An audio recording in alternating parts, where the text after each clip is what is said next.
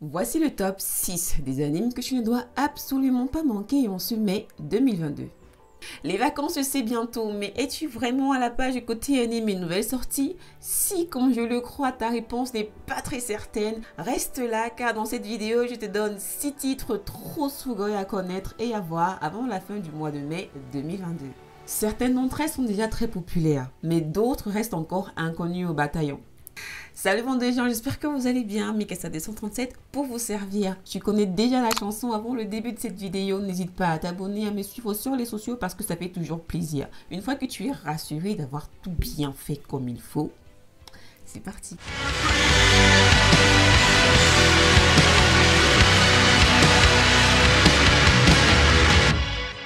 On commence force top avec la 6e place, Shin Ikitosen. Oui, elles sont de retour. Et si vous ne connaissez pas, je vous fais cette petite parenthèse. Cet anime est loin d'être ce type d'anime que tu peux voir en famille. C'est juste une prévention. Moi, on m'a pas prévenu. J'essaie de vous sauver la vie. Les esprits des héros qui ont vécu et sont morts au cours de la période des 3 royaumes de Chine sont aujourd'hui enfermés dans des magatama, des ornements permettant à des jeunes femmes d'incarner ces anciens héros et d'utiliser leurs aptitudes au combat. Lorsque la guerre pour la région du Kanto commence à s'apaiser, Himiko, la plus puissante des combattantes de l'ère Kansei, décide de lancer une chasse aux magatama dans la région, relançant inexorablement les hostilités. Pendant ce temps, une nouvelle combattante incarnant l'empereur Senkan fait son apparition à l'académie Nanyo et est directement prise pour cible par les assassins envoyés par Himiko. Vous l'aurez donc compris, la série Shin Ikitosen fait directement suite à la célèbre série Ikitosen. Déjà, il faut se le dire, si comme moi tu sais que tu as regardé la série là, gars, il faut s'avouer qu'on a perdu notre enfance. Il y a quelque chose qui a disparu en nous en regardant la série là. Cette adaptation est réalisée par Rion Kujo en collaboration avec le studio ARM. La série est disponible depuis le 17 mai 2022 et bien entendu, j'ai testé. Et attention, je dois dire que c'est pas si mal. Le character design est bien meilleur et on voit bien les mouvements. Sans mauvais jeu de mots.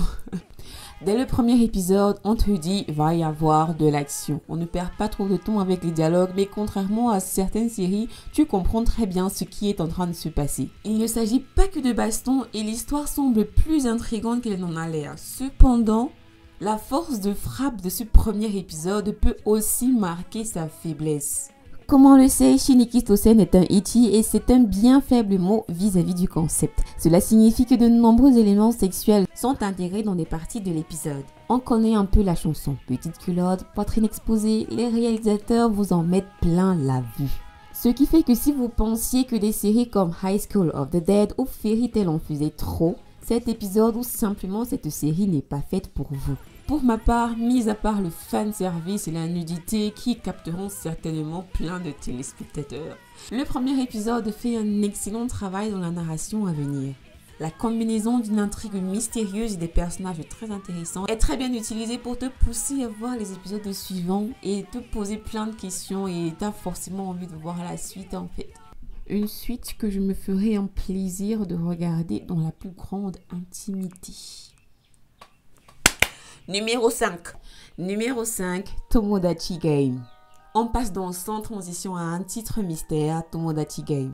C'est l'histoire d'un jeune lycéen, Yuichi Katari, qui, comme de nombreux personnages principaux, place l'amitié avant le reste. À l'occasion d'une collecte de fonds organisée par leur salle de classe pour un voyage scolaire, les étudiants, les élèves étaient censés collecter de l'argent, bien sûr, pour pouvoir mettre dans la cagnotte qui y était dédiée. Yuichi, comme c'est un élève travailleur qui voulait tout faire pour aller à ce voyage-là avec tous ses camarades, a donc fait de son mieux, c'est-à-dire qu'il a collecté plusieurs petits boulots afin de participer au maximum à cette cagnotte. Seulement, oui, parce qu'il y a toujours un seulement, peu de temps avant le voyage prévu, leur professeur leur annonce que l'argent de la cagnotte a été dérobé et que le coupable est probablement l'un des élèves de la salle de classe. C'est alors là que le massacre commence.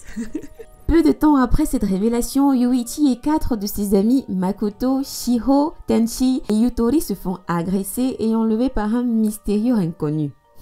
À leur réveil, les 5 camarades sont enfermés avec Manabo, une étrange mascotte qui leur explique qu'ils sont désormais endettés et que pour rembourser leurs dettes, ils doivent jouer à des jeux qui leur permettraient de gagner de l'argent. L'heure est alors venue pour ceux-ci d'avouer leurs secrets les plus enfouis. C'est un peu une version anime du Squid Game.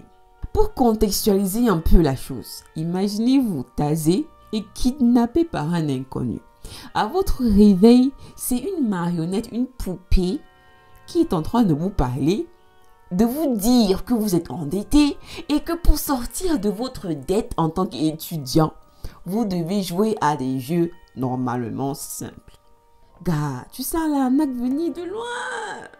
Surtout quand cette personne vous dit que vous pouvez partir avant que le jeu ne commence. Là, tu commences à te poser plein de questions. Comment ça se fait que je sois endetté? Est-ce que c'est vrai même que je suis endetté? Parce que quand on parle comme ça, c'est la poupée qui est en train de me parler. Qu'est-ce qui se passe? Est-ce que c'est vrai? Est-ce que la poupée là est d'abord crédible? Et si je suis vraiment endetté, est-ce que jouer à un simple jeu pourrait me faire sortir de la mouise? Est-ce que c'est un rêve? Est-ce que si je me retourne là, il y aura les minéraux derrière moi? Est-ce que j'existe? Qu'est-ce que je suis? Suis-je? Tout ça là. C'est trop pour mon cerveau. Bref, une situation dans laquelle très peu d'entre nous seraient à l'aise. Personnellement, j'apprécie l'innovation du concept, mais j'aurais préféré que l'on mette des vies humaines en jeu plutôt que de simples dettes. Par ailleurs, les personnages sont assez unidimensionnels, soit tous sont emprisonnés dans une case. On a donc le riche, l'intello, le pauvre, le timide et l'autre qui ne sert pas à grand chose. Cependant, la mèche finit par prendre feu au fur et à mesure et il y a des rebondissements auxquels vous ne vous attendez certainement pas. Et je dois l'avouer, jusqu'à la fin, je n'en reviens toujours pas de l'identité du traître car oui, je l'ai terminé. Numéro 4, Komi-sanwa Komushu Desu, saison 2. La série est sortie pour la première fois en 2021 et pour ceux qui attendaient la saison 2 de Komi-sanwa, vous ne serez pas déçus. La série est basée sur le manga Komi-sanwa Komushu Desu de Tomihito Oda. Elle raconte l'histoire de Shoko Komi, une adolescente à la beauté atypique que ses camarades et ses professeurs placent volontiers sur un piédestal. À cause de cela, dès son premier jour au lycée, une barrière invisible se crée entre elle et le reste de la classe qui la perçoivent comme inaccessible. Cependant, Ito Tanado, assis juste à côté de Komi, a remarqué que la fille là, il y avait quelque chose qui clochait en elle. En effet, Shoko semble avoir des difficultés à communiquer. Celle-ci souffre en effet d'anxiété sociale extrême. Malgré tout, Komi est bien décidée à faire des efforts pour se faire des amis et se fait aider volontiers par Tanado, décidée à la voir atteindre ses objectifs. Komi Can't Communicate est une comédie hilarante et joviale sur les thèmes de la vie quotidienne. Les moments drôles et excitants sont parfaitement équilibrés avec les moments plus sombres. Cet anime est vraiment ancré dans la réalité parce qu'aujourd'hui on retrouve énormément de personnes dans le monde qui souffrent d'anxiété sociale invalidante. Peut-être que la plupart de ces cas ne sont pas aussi extrêmes que celui de Komi, mais la série nous explique que dans cette situation-là, faire taire à ces personnes leur ferait plus de mal que du bien.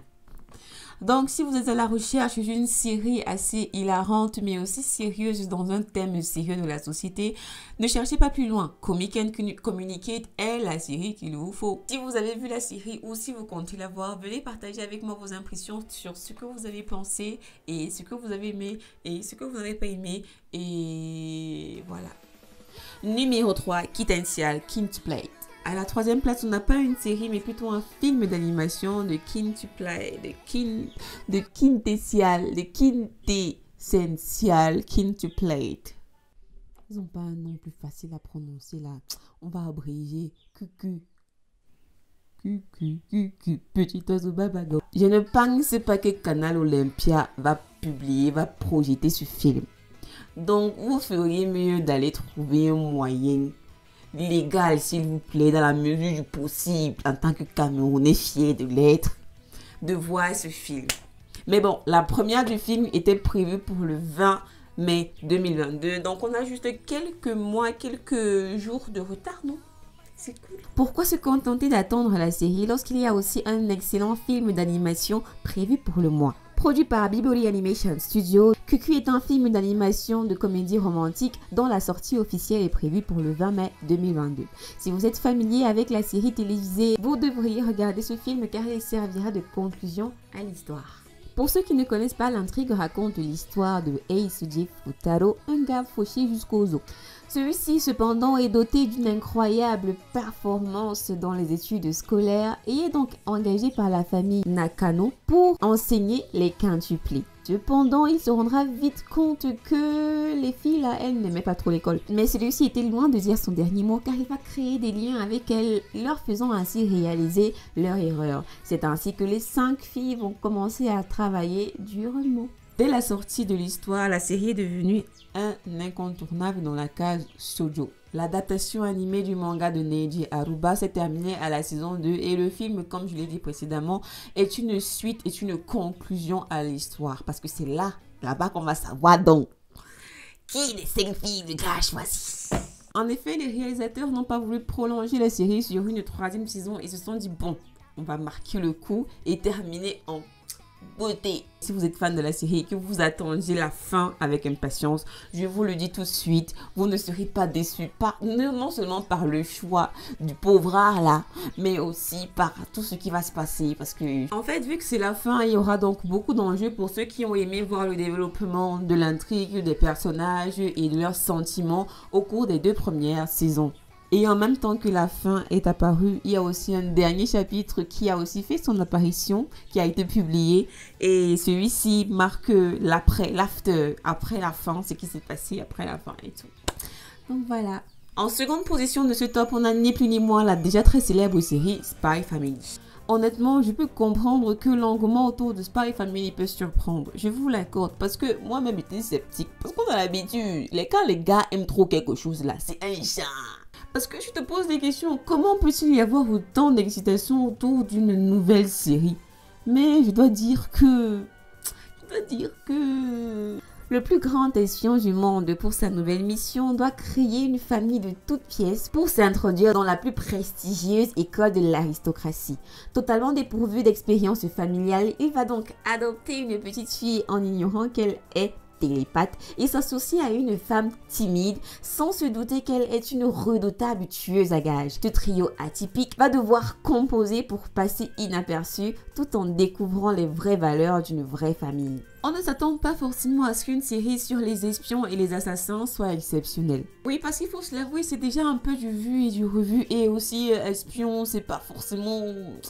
t'as pas trop envie de t'investir dans tout ça. Mais au contraire, parce que tu te rendras vite compte qu'avec cette intrigue, ce noyau-là, il y a énormément d'ouverture à exploiter. Et c'est ça qui est cool. On apprend que Lloyd est devenu espion pour empêcher d'autres enfants de vivre la même enfance tragique qu'il a vécue. De son côté, Yor est devenue tueuse à gages pour subvenir aux besoins de son frère plus jeune après la mort de leurs parents. Aucune de ces situations n'est idéale, mais c'est bien en raison de leur histoire que Lloyd et Yor font de leur mieux pour pouvoir donner à Anya une enfance normale. Dans la mesure du possible, parce que la meuf, elle n'est pas normale de base. Le flou entre ce qui est réel et ce qui ne l'est pas forme le cœur émotionnel de cette série. Lloyd avait prévu de rendre Anya à l'orphelinat une fois sa mission terminée, mais Lloyd et Yor ils se sont mariés uniquement pour les commodités, mais en fait, je sais pas comment ça va se terminer, mais je ne sais pas comment. Non, vous devez me comprendre. Parce que le premier comment est différent du deuxième comment. Le premier comment, c'est pour dire comment est-ce que ça va se terminer. Et le deuxième comment, c'est comment est-ce que ça va se terminer. Les tropes sont assez familiers, mais l'exécution du schéma narratif est assez attrayant. Et je dois dire que lorsqu'on a un 8 studio derrière l'animation, t'as forcément envie de voir de quoi est-ce qu'il s'agit. Moi, je vous le recommande de vive voix. En première place de ce top, on a Vampire in the Garden. Depuis de nombreuses années, le studio 8 est l'un des plus célèbres à cause de son incroyable travail. Maintenant, ils sont prêts à vous présenter son nouveau projet, sa nouvelle série toute neuve. Pas de première saison déjà parue, pas de deuxième saison. Vampire in the Garden. C'est encore un mystère pour l'instant. Les réalisateurs sont très discrets sur l'histoire, mais celle-ci se déroule dans un monde où les humains et les vampires vivaient autrefois en harmonie. Mais à l'époque actuelle, les deux espèces sont en guerre l'une contre l'autre. Dans ce monde de désordre, une jeune fille nommée Momo et un vampire nommé Fine commencent à coexister à nouveau. Vampire in the Garden n'est pas une histoire de vampire comme on a l'habitude d'en voir traditionnellement dans les films. Ça, c'est ce qu'ils ont dit en théorie. Il s'agit d'un monde où humains et vampires vivaient à la base ensemble, mais la guerre entre les deux communautés était presque inévitable.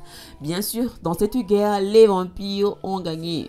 Logique. En fait, je me pose la question, comment est-ce que les humains ont fait pour ne pas être exterminés? Oui, ils n'ont pas été exterminés parce que une partie de la population humaine, avec son intelligence, parce que je donne le bénéfice du doute à ce niveau-là, a réussi à survivre, et cette partie-là de la population humaine a réussi à à créer des remparts pour tenir les vampires à l'écart, un tout petit peu comme les titans, donc avec le mur Narnia, le mur rose et tout. Donc les vampires n'arrivaient plus à entrer en fait. Bref, c'est ça. Il y a une histoire fascinante avec des humains vivant d'un côté et des vampires de l'autre, mais les deux communautés arrivaient à s'échanger à travers la vente du sang, parce que les humains vendaient du sang aux vampires. Mais cette histoire, pareil, oubliée. Bref, il y a trop de mystères dedans.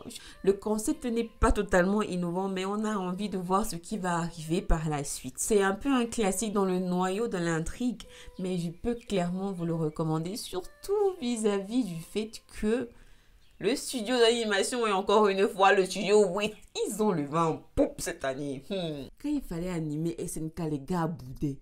Une bande de... À cause d'un problème technique, je n'ai pas pu terminer cet épisode comme prévu. Mais ne vous en faites pas, c'est bel et bien ici que celui-ci se terminait. N'oubliez pas de partager avec moi vos impressions vis-à-vis des animes cités dans cet épisode. Suivez-moi sur les réseaux pour ne rien rater de mes activités. Et bien sûr, abonnez-vous à la chaîne pour plus de vidéos. On se retrouve donc très bientôt, bon de gens. D'ici là, portez-vous bien. Ja, ne, bye.